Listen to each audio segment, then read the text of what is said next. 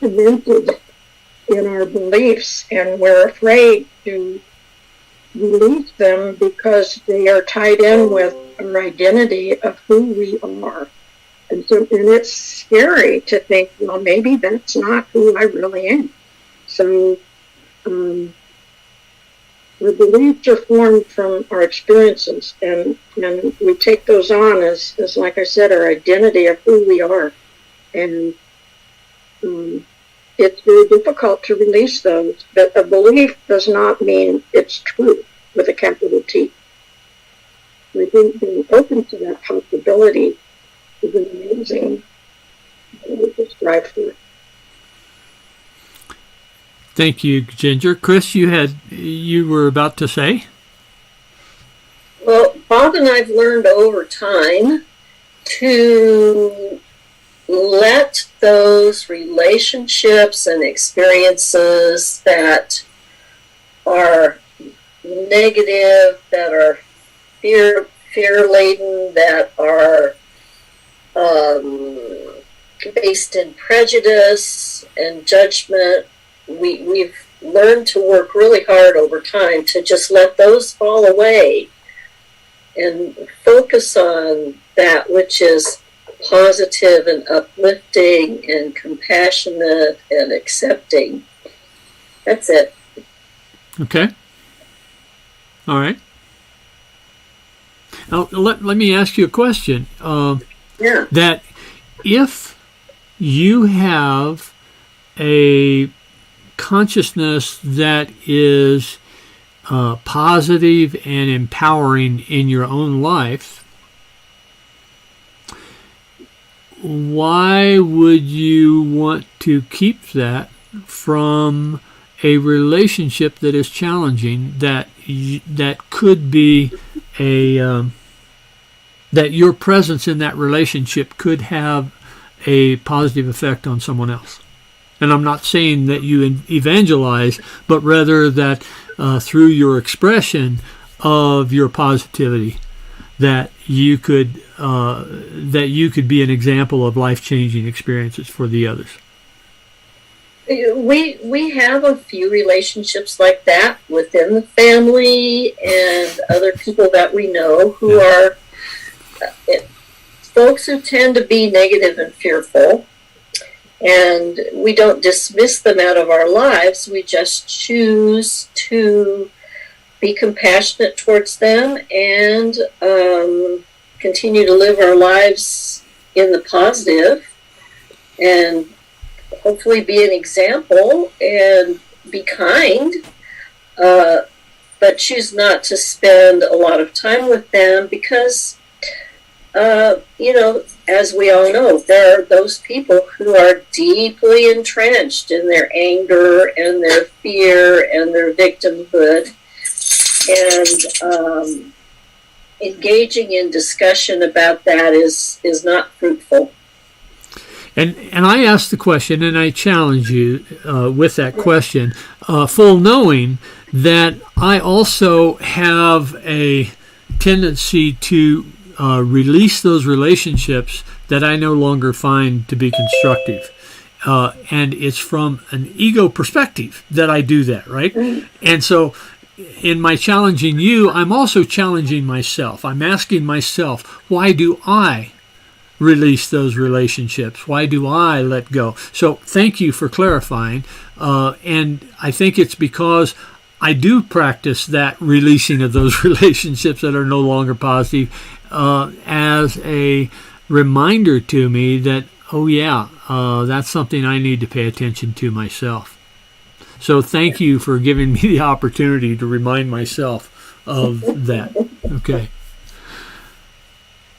Anyone else? I was just thinking about that subject, and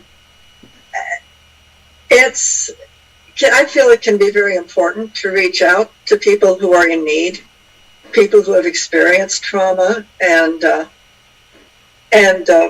be of service. Sometimes it's not always about, I want everything in my life to be smooth and happy, and I won't associate with those who are having a whatever bad experience or trauma for whatever reason, and might be in need. So it's a question, just a question. So many people are reaching out to people in need to heal. So. Okay, thank you. Sue, you were about to say something. I was thinking on your original question of, what sometimes helps you get up in the morning and motivates you to have a good day. And I go back to, there was a Unity preacher's wife who stood in and did a sermon for us back in Modesto. But anyway, her mantra was, Lord, guide me to my good today.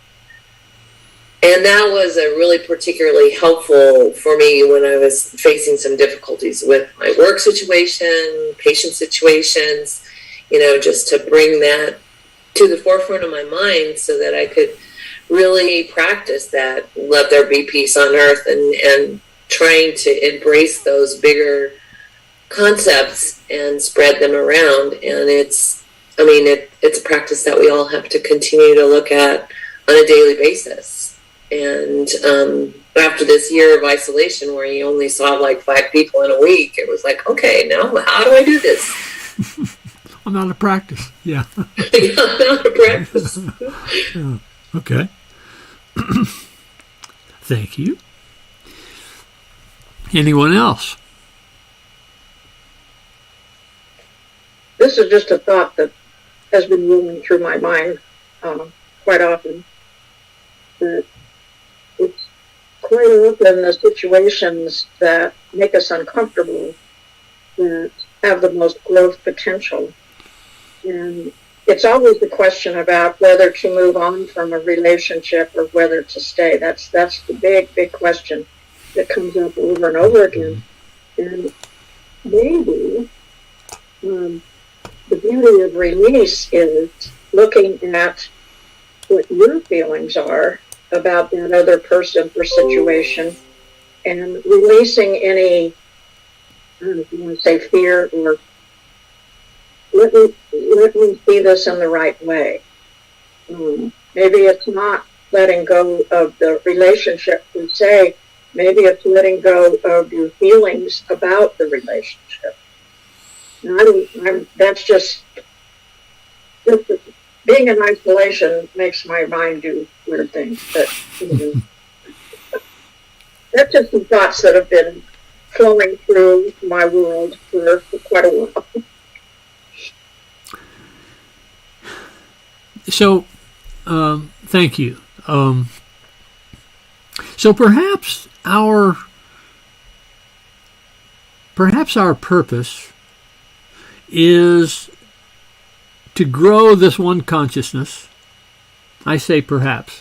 What if our purpose is to grow this one consciousness, and that experience that we hold, whether it be a positive or a negative experience,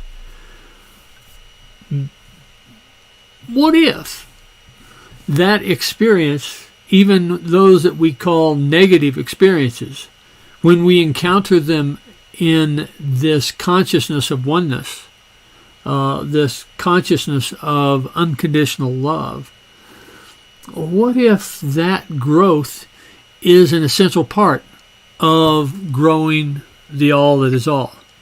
We have grown up with this idea that God does not change, that God is consistent. I read an article here just a couple of days ago that there is a growing body of scientific thought that the universe is continually learning. Now, that's really challenging to me, to this idea that the laws of physics have been consistent throughout time. I mean, that's been a mantra of the scientific community, that the laws of physics, the laws of chemistry, the laws of quantum mechanics have been consistent over time, and many researchers have attempted to look into the past, look out into the universe. These are mostly astrophysicists that do this, but they try to analyze the light that is coming from us from the distant past to see if that light, the generation of that light, followed the laws that we understand physics to embrace now. And there has been consistency in the observations that, oh yeah, that's doing what we think it should be doing today. It was doing it 10 billion years ago, or 13 billion years ago, or 5 billion years ago. Well,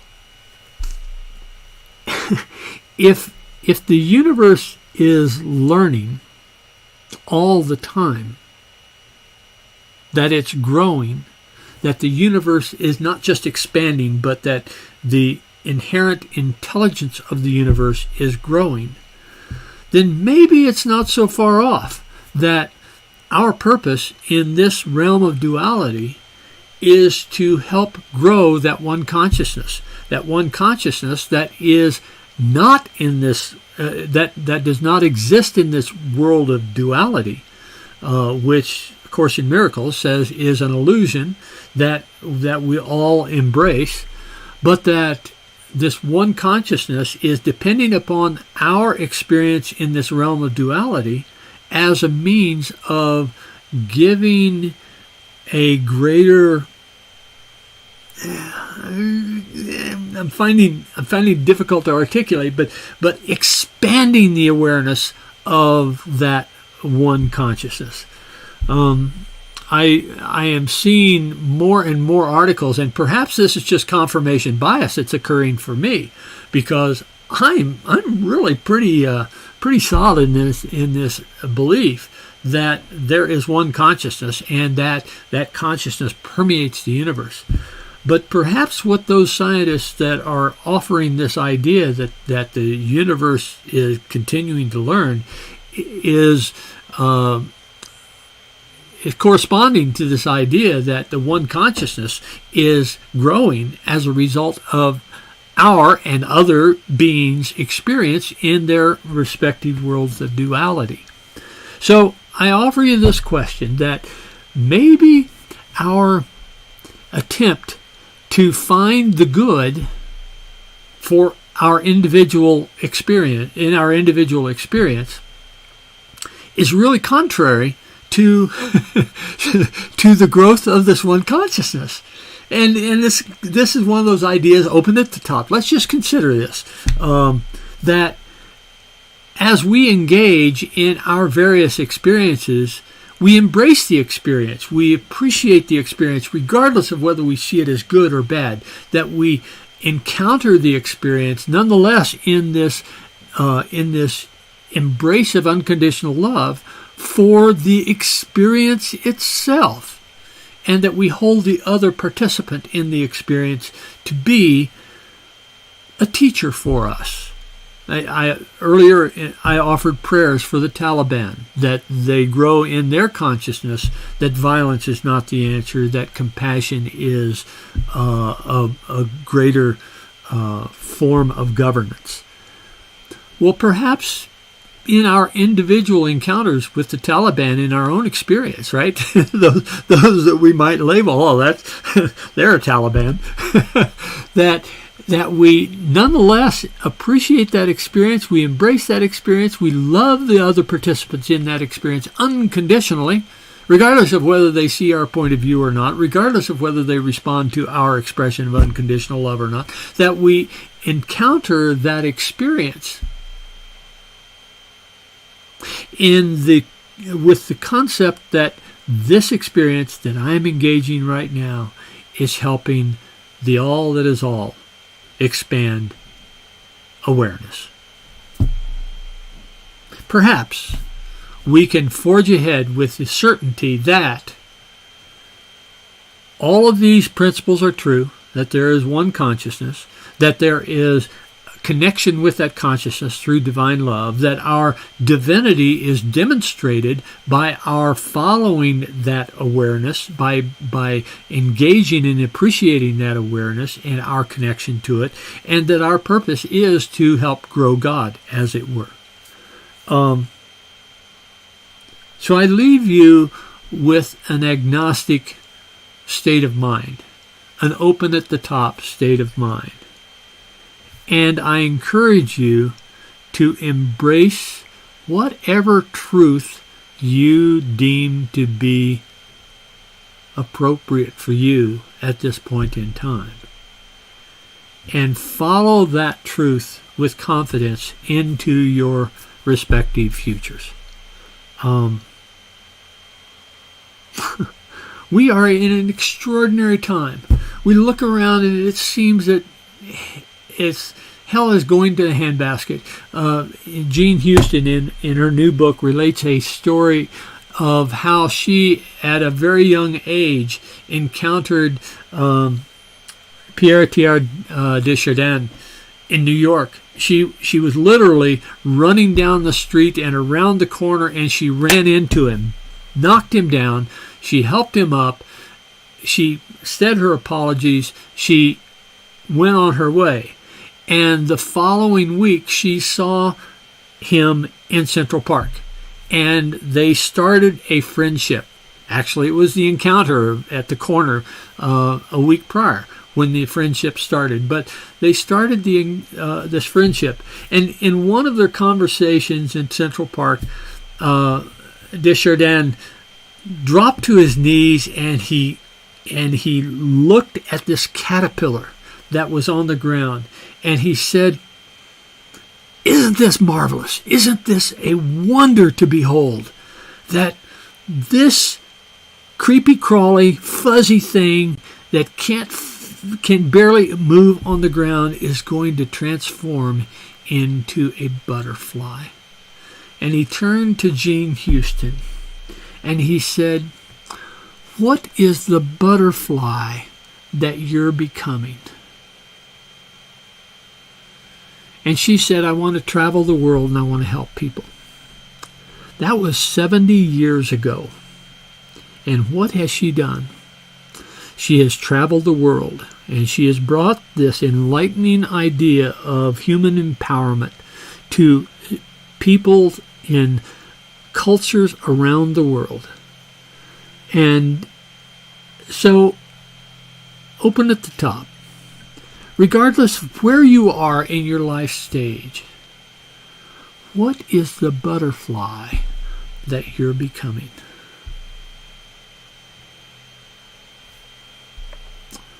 I'd like to share some music from, I'll just share the music.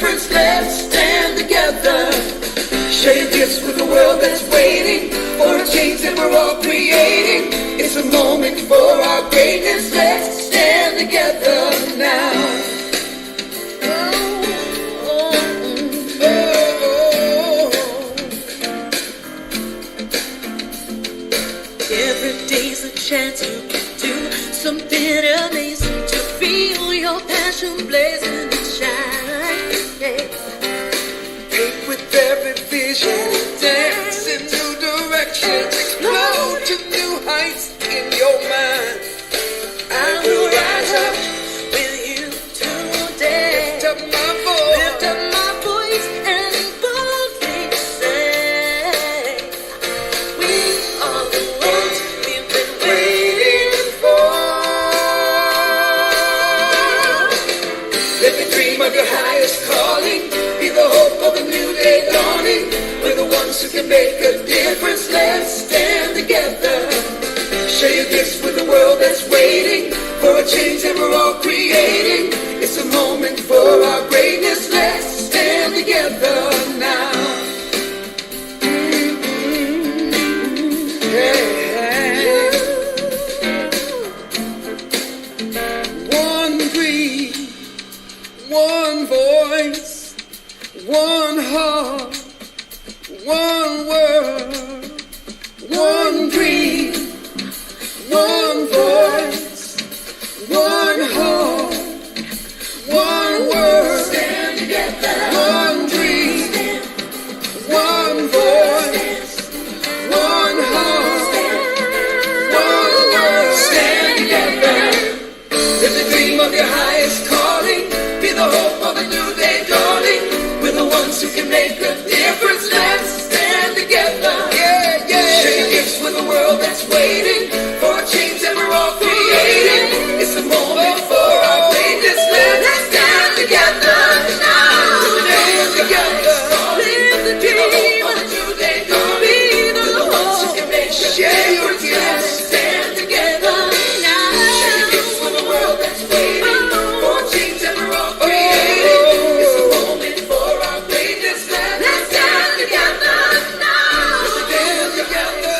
Live the dream of a new day dawning. We're the ones who can make a difference. Let's stand together now. And so it is. Let's have a meditation.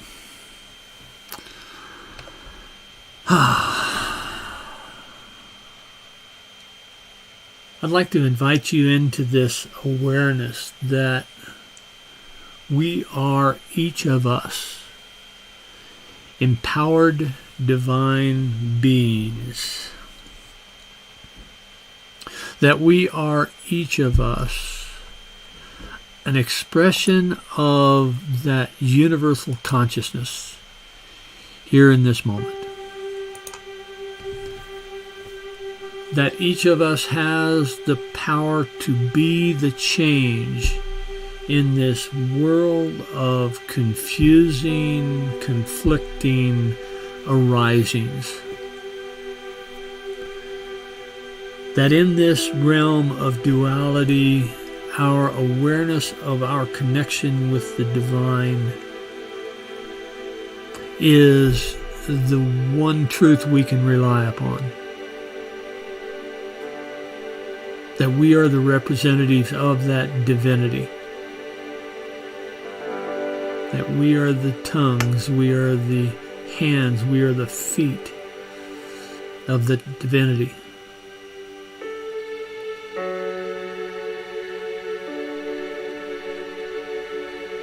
And so as we embrace this truth, accepting our responsibilities of the ambassadors,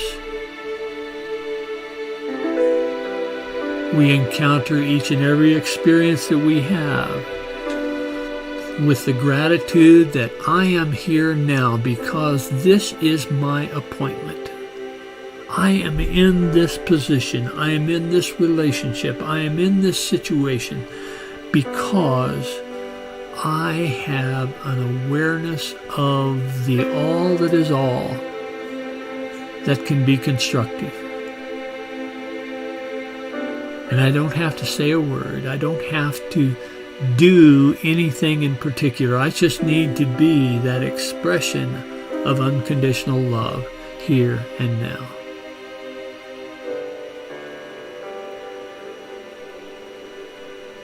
If we embrace that, if we truly engage and integrate that idea, into our being.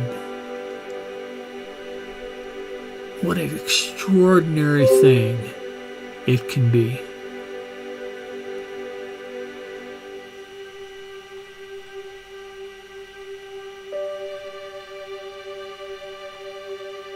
We might look upon the experience of Mother Teresa and say, I don't know how she does that. And then when we reconsider this question of our being the ambassador of the divine, we can recognize, oh yeah, that's how she does that. Or how she did that. We look at the great sages of history, and we wonder how is it that they had that connection with wisdom. What did they study before they became acknowledged as the seer? And then we step back and say, oh, wait,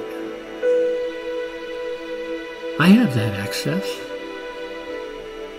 I can be that wise seer. I just need to open myself to the awareness of this unconditional love and allow it to flow through me into this moment. Oh yeah.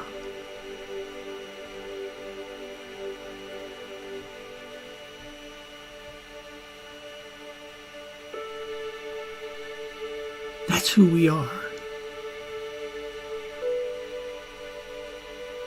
We are ambassadors of the divine. We are the teachers of the all that is all. We are the ones called to this moment for this divine appointment to be the representatives of unconditional love. Here, now.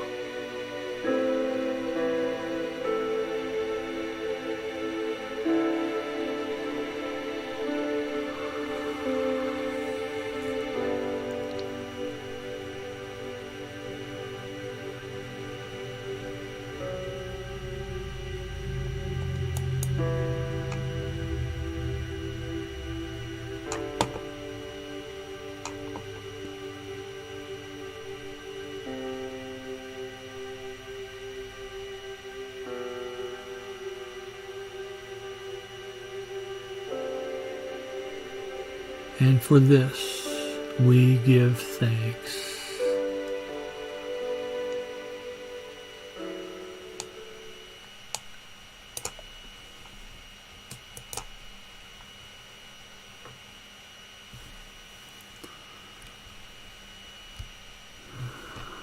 And so it is.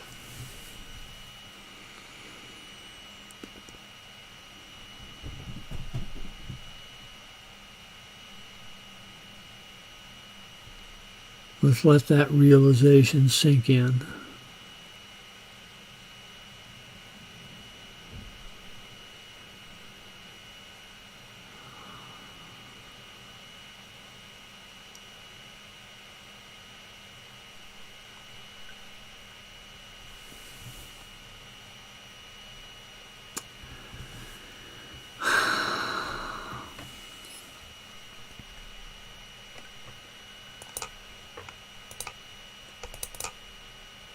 If you'd like to make contributions to this ministry, you can do so through the tinyurl.com/LWU donate.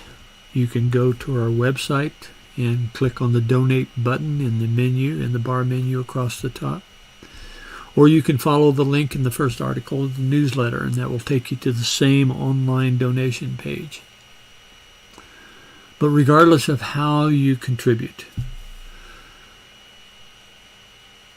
our blessing is divine love through me blesses and multiplies all that I have, all that I give, and all that I receive. I give in love because I trust in God. And so it is. Doug, if you would, play us out.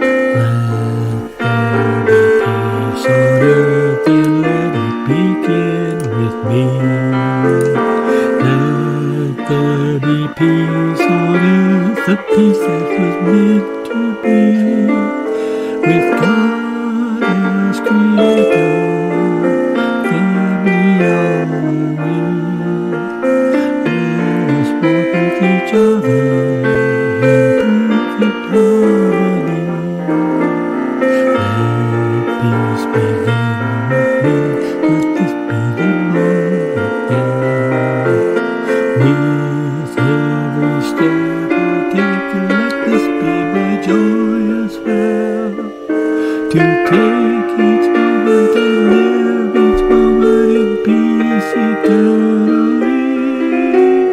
Let there be peace on earth, and let it begin with me. Together, please, the light of God surrounds us. The love of God enfolds us. The power of God protects us. And the presence of God watches over us. Wherever we are, God is, and all is well. And so it is.